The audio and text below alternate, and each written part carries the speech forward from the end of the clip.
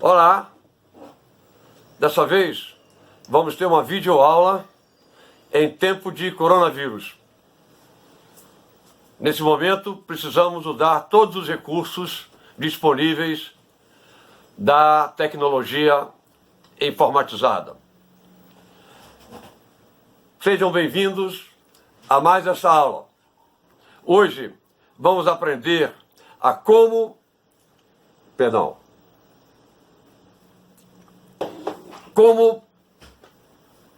preparar uma boa redação. Primeiro, para se fazer uma boa redação, nós temos que partir de duas premissas básicas. Primeiro, organizar as ideias de maneira clara e ordenada. Mas, para organizar ideias, você precisa ter ideias. E para tê-las, você vai se utilizar do seu conhecimento de história, geografia, filosofia, sociologia, cinema, literatura, tudo aquilo que puder servir de exemplo e argumento. Segunda premissa, munir-se de argumentos bem fundamentados. Do mesmo modo, para se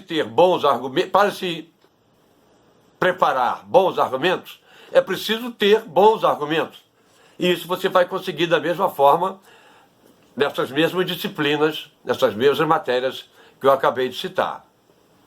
Óbvio. Evidente. Essa aula vai mostrar exatamente isso. Como as ideias e os argumentos podem ser organizados de forma silogística.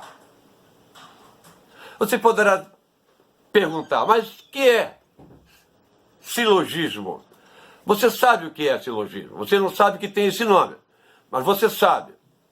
Silogismo é um método de raciocínio dedutivo mais comum, empregado diariamente, sem até mesmo que a gente perceba que está usando um raciocínio dedutivo silogístico. Até as crianças fazem isso.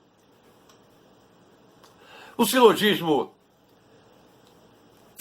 do ponto de vista técnico, está lá na parte da lógica na filosofia, da lógica filosófica. O silogismo é um tipo de raciocínio dedutivo formado de uma premissa maior, que é a generalização. Generalizar. Por exemplo, todo homem é mortal. Essa generalização ela tem que ser irrefutável, incontestável. Senão o seu silogismo cai por terra. A segunda premissa é a premissa menor. É a particularização. Eu sou homem. Eu sou particular, sou indivíduo. Particularizei. Daí para a conclusão, é intuitivo. Se eu sou homem, logo sou mortal. Vou repetir. Todo homem é mortal. Eu sou homem. Logo, sou mortal. Então venham comigo agora, nesta aula, de como o poeta organiza um texto, e é o que você vai fazer, de forma silogística.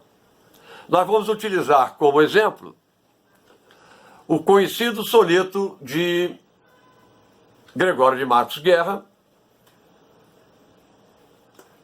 soneto a Nosso Senhor Jesus Cristo. Vocês sabem que o soneto é um poema constituído de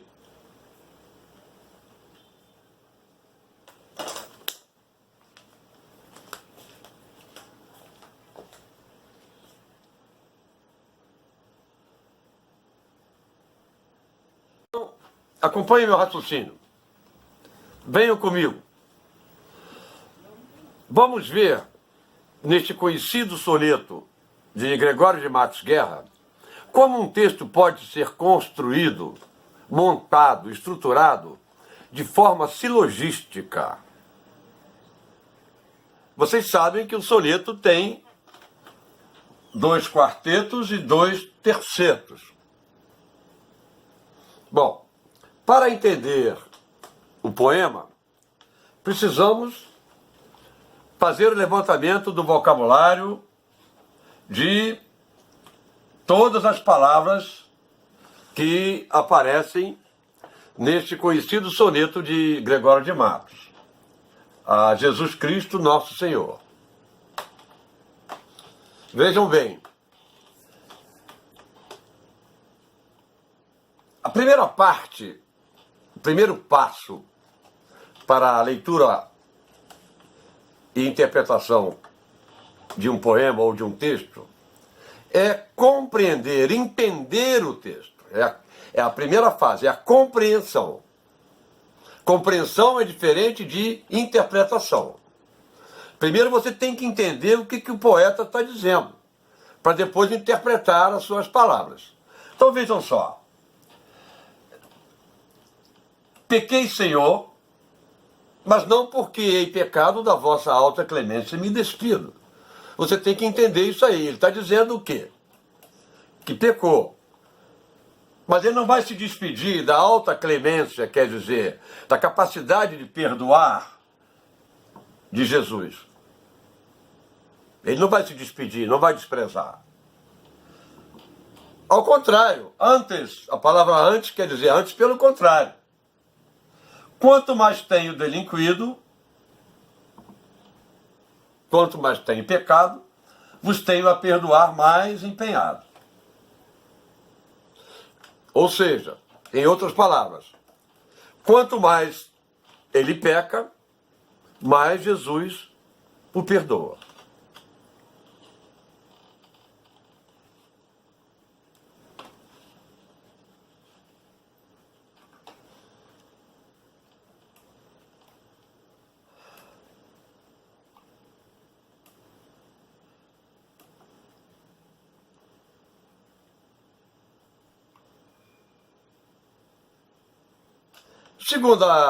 A segunda estrofe diz: se basta a vos irar tanto pecado, a abrandar-vos sobeja um só gemido. Ou seja, um gemido é suficiente para abrandar, para acalmar Jesus e aplacar a sua ira. Veja que ele inicia este verso por uma conjunção tipicamente de raciocínio hipotético. Uma conjunção condicional, se. Já está sintomaticamente aparecendo aí um raciocínio hipotético. Então, por que isso acontece? Porque a mesma culpa que vos há ofendido, quer dizer, que leva à ofensa, leva ao perdão. Nas 2 últimas estrofes, nos 2 últimos tercetos, o poeta faz outra hipótese, iniciada, como eu disse na hipótese anterior, pela conjunção se, que é a hipótese levantada pelo poeta, baseada na conhecida parábola da ovelha desgarrada. Ora, se a ovelha desgarrada foi perdoada, ele conclui que eu também mereço ser perdoado. Se Jesus perdoa a ovelha desgarrada, se eu sou ovelha, eu sou o Senhor, a ovelha desgarrada. Se eu sou ovelha, eu também mereço perdão. Aí nós temos um texto organizado silogisticamente, de forma a que a premissa maior, a generalização, não aparece no poema, ela está subentendida. Isso acontece muito também frequentemente no nosso dia a dia. A gente já vai direto para a premissa menor. Eu sou pecador, logo mereço ser perdoado. Agora, só para um exercício de lógica, você pode construir a partir daí a premissa maior. Eu sou pecador. Conclusão, logo mereço ser perdoado. Basta você generalizar e formar o silogismo completo. Todo pecador merece perdão. Eu sou pecador. Logo, mereço perdão. Releia o poema e veja se o poeta não segue exatamente esta lógica. Lembre-se que Gregório de Matos é barroco. O barroco ainda está sob a égide dos clássicos. E os clássicos primam pela razão. Vocês podem usar o mesmo procedimento para interpretar o conhecido soneto de Camões, Amor é um fogo que arde sem se ver, que nós já vimos em outra aula anterior, mas que você pode retomar. Até lá. Saúde. Até a próxima aula.